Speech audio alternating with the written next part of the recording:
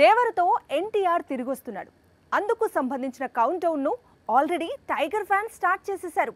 అయితే ఇప్పటివరకు ఎన్టీఆర్ నటించిన చిత్రాలు వేరు, దేవర వేరు.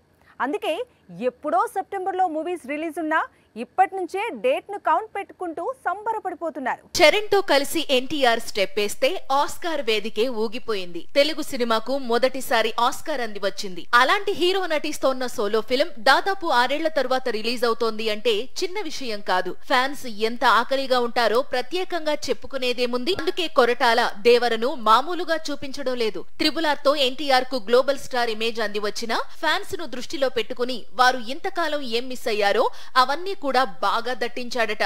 అందులో ముఖ్యంగా డాన్స్ నెంబర్స్ కు బాగా ఇంపార్టెన్స్ ఇచ్చాడట. ఈసారి టైగర్ వేసే స్టెప్లకు పాన్ ఇండియా షేక్ కావాల్సిందే అంటున్నాడు కొరటాల. ఆ బాధ్యతను అనిరుద్ కు అప్పగించాడు కొరటాల. ఇప్పటి వరకు దేవర నుంచి ఒకే ఒక సాంగ్ వచ్చింది. కానీ రాబోయే రోజుల్లో రిలీజ్ అయ్యే సింగిల్స్ మాత్రం ఫ్యాన్స్ కు పూనకాలు తీసుకొస్తాయట. ముఖ్యంగా సినిమాలో 2 పాటలకు ఎన్టీఆర్ వేసే స్టెప్పులు అద్రిపోనున్నాయట. వాటిని త్వరలోనే తెరకెక్కించనున్నారట.